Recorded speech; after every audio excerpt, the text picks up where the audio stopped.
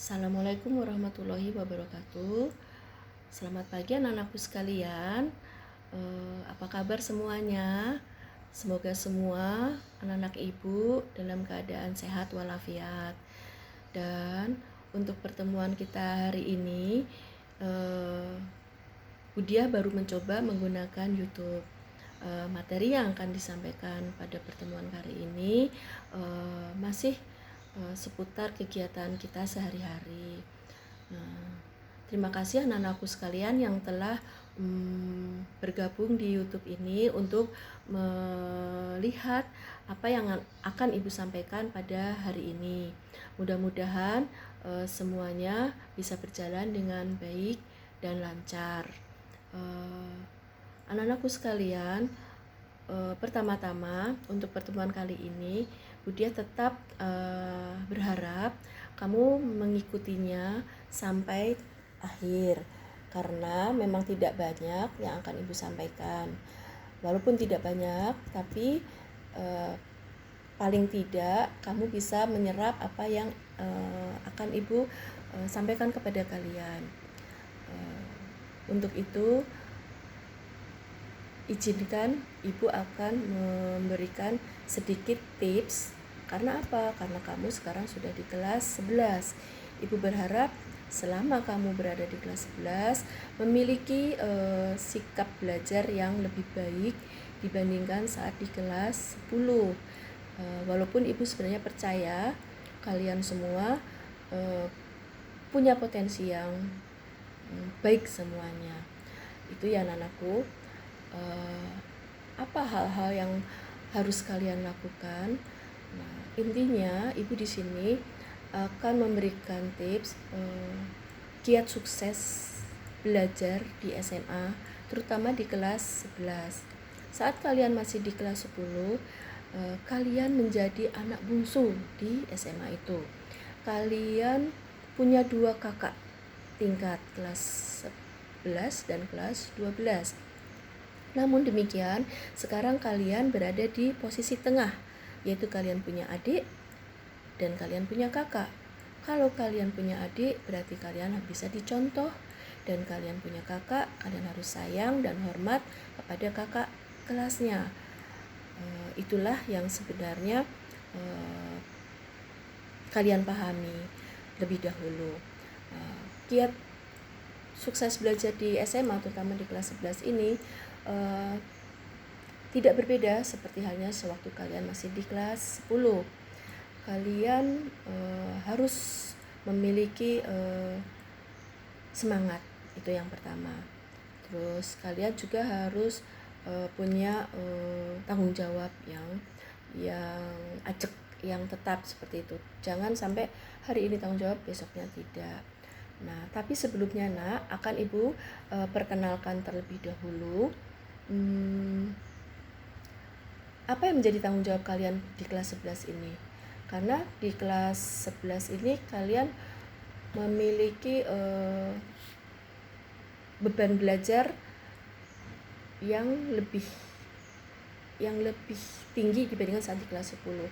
Ibu ambil contoh mata pelajaran peminatan MIPA yang waktu kelas 10 matematik, fisika, kimia, biologi hanya 3 jam, sekarang 4 jam. Untuk yang IPS, ekonomi, geografi, sejarah, sosiologi yang tadinya 3 jam, sekarang sudah 4 jam. Nah, seperti itu. Apa ya tujuan kalian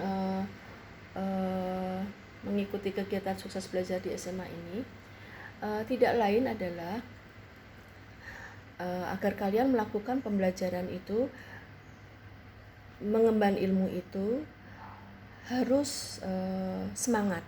Seperti tadi saya sudah katakan, kita harus mulai belajar mengikuti perkembangan ilmu dan pengetahuan serta teknologi, menjadi manusia dewasa yang mampu hidup mandiri di masyarakat.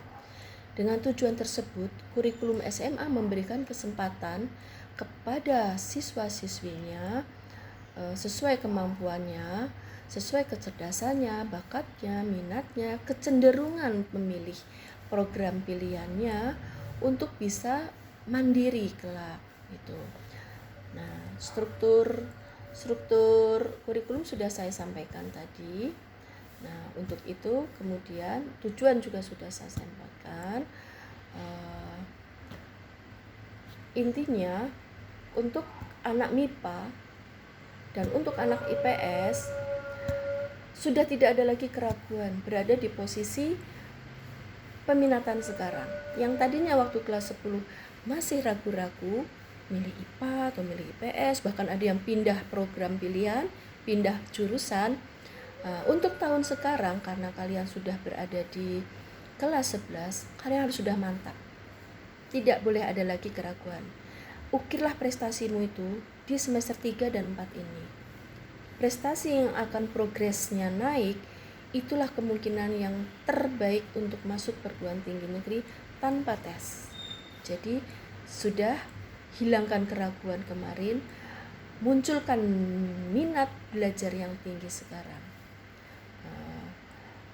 Oke, sudah paham ya? Untuk itu Ibu akan berikan sedikit tips memilih peminatan atau jurusan atau sikap dan kebiasaan belajar yang baik. Dalam memilih kelompok peminatan harus memperhatikan hal-hal seperti ini. Kenali karakteristik masing-masing peminatan atau jurusan. Nah, anak-anakku sekalian, sudah kalian berada di MIPA sekarang, sudah kalian berada di PS sekarang. Mulai sekarang kenali karakteristiknya masing-masing peminatan kalian. Apa karakteristik kalian? Kalau MIPA belajarnya banyak belajar teorinya, banyak prakteknya. Ya tidak? Praktek di laboratorium, fisika, kimia, biologi. Dan untuk anak IPS memiliki karakteristik harus kuat membaca, harus mampu memiliki kemampuan membaca lebih cepat dan lebih banyak. Karena literasi anak-anak IPS itu banyak, ilmunya itu sangat luas, walaupun tidak banyak menggunakan prakteknya. Kenali minat dan bakat kalian. Apa minat dan bakat kamu di MIPA ini? Apa minat dan bakat kamu di IPS ini? Jangan sampai kamu udah masuk jurusan IPA, tapi akhirnya kamu masuk perguruan tingginya pilih IPS karena kamu masih tidak tahu tentang dirinya, apa minatnya, apa bakatnya. Ada anak yang mengatakan, Bu, saya tidak tahu apa bakat saya tidak tahu apa minat saya. Oke, kalau hal ini sampai terjadi di diri kalian, mundur 1 langkah, boleh 2 langkah. Kenali dulu apa kegiatan yang sering kamu lakukan, apa kegiatan yang paling kamu sukai. Bisa jadi dari kegiatan itu akan muncul minat-minat karir atau bakat-bakat karir yang berasal dari berbagai kegiatan yang kalian lakukan. Oleh karena itu Ibu berharap kalian kalau di rumah lakukan kegiatan apapun yang ada di rumah. Walaupun membantu orang tua, walaupun membantu saudara, walaupun membantu tetangga, tapi dengan bergiat akhirnya akan terbuka peluang-peluang yang lain, kegiatan-kegiatan yang lain, sehingga akan kelihatan kemampuan kamu dalam melakukan aktivitasmu sehari-hari. Ingat ya, itu yang kedua. Yang pertama tadi mengenal karakteristik, yang kedua mengenali minat dan bakat, yang ketiga tahu rencana mau kuliah kemana, tahu mau melanjutkan studi kemana, dan tahu karir apa yang ingin kamu lakukan nanti.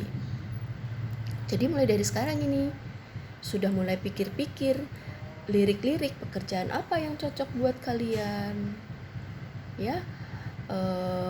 Bisa kamu lihat dari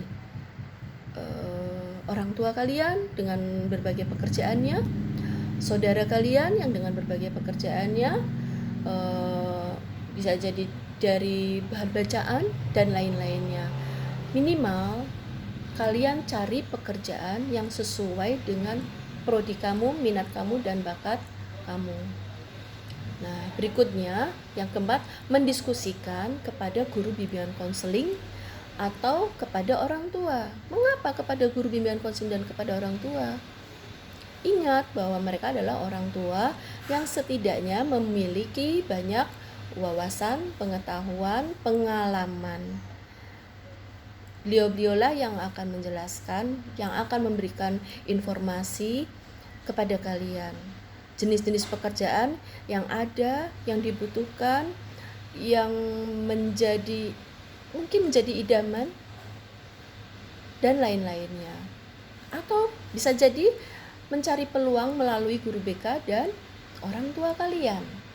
Baik, nah tahap berikutnya tidak boleh ikut-ikutan. Jangan ikut-ikutan. Harus dilaksanakan oleh kalian sendiri. Karena apa? Kalau kalian ikut-ikutan, walaupun kamu berteman dengan sahabat lah ya, dengan teman sebangku, tapi kepribadian kalian, minat kalian, latar belakang kalian itu pasti berbeda. Suasana-suasana tertentu itu bisa menyatukan kalian berdua. Namun, kalau ditelisik kembali, bisa jadi kepribadian kalian berbeda. Karena tidak jarang bahwa banyak jenis pekerjaan yang erat kaitannya dengan karakteristik kepribadian. Nah, Ibu akan bahas tentang karakteristik kepribadian yang berkaitan dengan pilihan karir pada pertemuan yang akan datang. Karena untuk yang sekarang kalian baru mengenal lebih dahulu ya nak ya, sabar ya nak ya. Jadi ada keterkaitan kepribadian terhadap pekerjaan yang kita nanti akan geluti. Misalkan seorang psikolog harus memiliki kepribadian seperti apa. Misalkan seorang dokter harus memiliki kepribadian seperti apa. Misalkan seorang akuntan harus memiliki kepribadian seperti apa. Misalkan seorang dokter harus memiliki kepribadian seperti apa, dan lain sebagainya. Nah, itu makanya nggak boleh ikut-ikutan. Tidak boleh bercermin atau tidak boleh nyontek orang lain supaya nanti kamu bisa seperti orang lain. Suatu hari kalian akan tahu masuk perguruan tinggi itu adalah persaingan ketat. Terhadap teman sebangku pun itu adalah saingan kita. Jadi jadilah dirimu sendiri untuk menemukan mana yang terbaik buat kamu. Baik masuk jalur perguruan tinggi maupun mendapatkan karir yang sesuai. Nah, berikutnya adalah jangan terpengaruh dengan isu-isu yang tidak jelas. Belajarlah cross check. Belajarlah check and recheck apapun itu, baik itu bacaan, baik itu postingan-postingan. Karena apa? Bisa jadi literasi yang kita baca itu sumbernya tidak jelas. Jadi belajarlah mencari sumber data yang jelas dan akurat. Itu ya nak ya. Nah, itulah 6 hal cara kita memiliki sikap dan kebiasaan belajar dalam rangka mendapatkan prestasi atau karir yang kalian inginkan. Untuk itu Ibu akan lanjutkan mengenai ciri atau sikap kebiasaan belajar yang positif. Ciri sikap belajar positif boleh kalian catat. Yang pertama yaitu menyenangi pelajaran, baik teori maupun praktek. Menyenangi dulu. Kalau tidak menyenangi, kalian tidak akan mati-matian untuk mengikuti. Kalau orang udah senang, mati-matian akan dikejar. Seperti itu bukan? Nah, itu yang pertama. Yang kedua, merasa senang mengikuti kegiatan belajar yang diprogramkan oleh sekolah. Oke, kalau sudah senang tadi mengikuti pelajaran, kamu juga senang mengikuti kegiatannya. Senang dulu. Kalau udah gak senang itu susah nak. Jadi yang inti pertama adalah senang dulu. Bangun perasaan senang yang positif itu. Cari peluang-peluang yang positifnya. Tinggalkan dulu yang negatif-negatif yang ada di situ. Ya, itu. Yang ketiga, mempunyai jadwal belajar yang teratur. Kita harus membiasakan diri belajar walaupun hanya 10 menit dalam sehari. Oke, 10 menit itu kalau kita sudah terbiasa akan kurang. Nah, akhirnya nambah jadi 20 menit. 20 menit rutin ternyata kurang juga. Bisa jadi kamu akan memiliki kebiasaan belajar yang tidak hanya menit hitungannya, tapi jam hitungannya. Bisa jadi satu hari kamu kuat belajar 2 jam, bisa jadi kuat belajar 3 jam. Karena mengawalinya dari pembiasaan yang belajar 10 menit itu tadi. Ibu yakin kalau kalian sungguh-sungguh mengikuti belajar walaupun cuma 10 menit, kalian akan senang dan kalian akan adiktif dalam hal yang bagus ya, yaitu memiliki kebiasaan belajar gitu, seperti itu. Nah, itu disiplin. Nah, jika yang berikutnya yaitu jika kamu sudah senang, kamu akan tepat waktu masuk kelas jika itu pembelajarannya di kelas. Tapi kalau sekarang kita sedang PJJ, maka ibu yakin kalian kalau menyenangi, kalian akan jam masuk kelas di PJJ pun kalian tidak akan ketinggalan.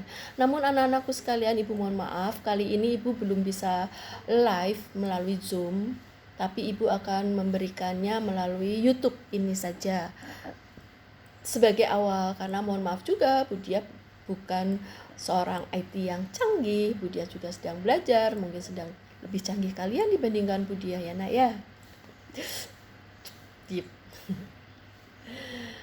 Ya, yaitu berikutnya yaitu kalian memperhatikan penjelasan dari guru yang menjelaskan. Kalau ada pelajaran matematika, guru kamu si A, maka perhatikan mimiknya mengajar, lalu bahasanya, penjelasannya. Kalau ada yang tidak jelas boleh ditanyakan. Bagaimana guru ekonomi menjelaskan pembelajaran ekonominya, bagaimana guru geografi menjelaskan pembelajaran geografinya, bagaimana guru bahasamu menjelaskan penjelasan pelajaran bahasamu, dan lain sebagainya. Bisa diperhatikan mimiknya, bisa diperhatikan intonasi bicaranya, dan lain sebagainya. Itu ya naknya. Nah, berikutnya yaitu senang mengajukan pertanyaan. Oke. Anak yang mau mengajukan pertanyaan berarti dia memperhatikan dan dia bisa mengkritisi. Kalau dia tidak memperhatikan, dia tidak akan bertanya. Nah, dan dia kalau bertanya artinya ada hal yang sudah dia pahami, tapi ada hal yang tidak dia pahami sehingga dia bertanya. Lain halnya kalau ditanya oleh guru, ada yang mau bertanya, ternyata tidak ada yang bertanya satupun, itu bisa jadi dia tidak menyimak. Dengan dia tidak menyimak, dia tidak mengerti. Dengan dia tidak mengerti, dia tidak tahu bahan apa yang ingin ditanyakan. Tapi kalau kalian memperhatikan, kalian mengerti, dan ada hal yang memang perlu penjelasan yang lebih itu agar kalian paham, artinya kalian bisa bertanya. Siap. Oke, saya lanjutkan. Dan mau berpartisipasi aktif. Ya, berpartisipasi aktif artinya ya seperti tadi, mau bertanya, mau ikut bergiat menjawab pertanyaan guru kalau ada soal. Jangan tidak tahu, jangan mengandalkan teman, jangan bahkan kamu tidur gitu, atau kamu beralih kepada perhatiannya kepada gadget kalian. Nah, hal ini akan guru itu akan memberikan penilaian bahwa saat kalian mengikuti proses pembelajaran, kalian tidak sungguh-sungguh. Guru kalian akan tahu siswa mana yang mengikuti proses pembelajaran sungguh-sungguh dan tidak sungguh-sungguh. Karena guru kalian tidak hanya melihat hasil, tapi guru kalian melihat prosesnya. Proses itulah yang menjadi nilai besar, nilai tertinggi dibandingkan hasil. Hasil itu akan menyertai jika kalian mengikuti proses dengan baik. Namun tidak dengan cara istilahnya menyontek, atau dengan cara motong kompas. Motong kompas itu artinya menyalin pekerjaan teman, seperti itu ya, tanpa tahu proses susahnya berpikir. Oke. Kalian harus rajin mengerjakan tugas-tugas dari guru, baik tugas dari buku, dari modul, maupun dari manapun. Berikutnya itu ulet. Ulet bukan ulet bulu ya, bukan ulet bulu, tapi ulet itu bergiat, punya semangat, punya integritas. Nah, kita bicara integritas lain waktu kita lebih dalam membicarakan integritas ya nak ya. Oke. Jadi kalian harus tekun. Anak yang cerdas bisa jadi dia kalah dengan anak yang ulet dan tekun. Anak yang cerdas cenderung malas. Tapi anak yang ulet dan tekun, dia akan rajin, dia akan bergiat, sehingga prosesnya yang dia lakukan itu menghasilkan suatu hasil yang baik. Ya, kalau memang Bu saya kan udah belajarnya lama sampai 4 jam tapi hasilnya nggak bagus juga. Oke, kita bicara hal ini adalah tentang bakat. Ada orang yang memang porsi belajarnya sedikit, hasilnya bisa maksimal. Ada yang belajarnya banyak, hasilnya baru maksimal.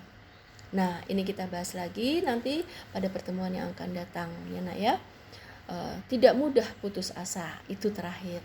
Jadi nak, kunci untuk kalian sukses salah satunya tidak mudah putus asa. Jangan sampai bunuh diri. Ya, gara-gara gak bisa mengerjakan tugas sekolah. Jaga gara-gara temannya tidak mau diajak berdiskusi. Bicara tentang diskusi atau kerja kelompok, saya tekankan di sini, keberhasilan kamu dalam belajar di dalam kelompok tidak ditentukan oleh satu orang. Walaupun dia pintar, tapi ditentukan oleh tim dan kelompok itu. Jangan sampai satu orang ini terbebani oleh kalian dalam kelompok. Bagilah tugas itu dengan baik dan laksanakan tugasnya itu dengan semaksimal mungkin. Walaupun kapasitas kamu mungkin tidak bisa maksimal, tapi apa tidak lebih baik kalau kalian mengkomunikasikannya dengan enak dengan teman satu kelompoknya, sehingga apa? Sehingga hasilnya pun bisa dirasakan bersama, tidak dirasakan oleh satu orang. Bisa jadi nanti yang satu orang tuh merasa terbebani, tapi teman yang lainnya merasa kipas-kipas. Ini tidak adil nak ya. Jangan membiasakan hidup atau membiasakan berperilaku memperlakukan orang tidak adil.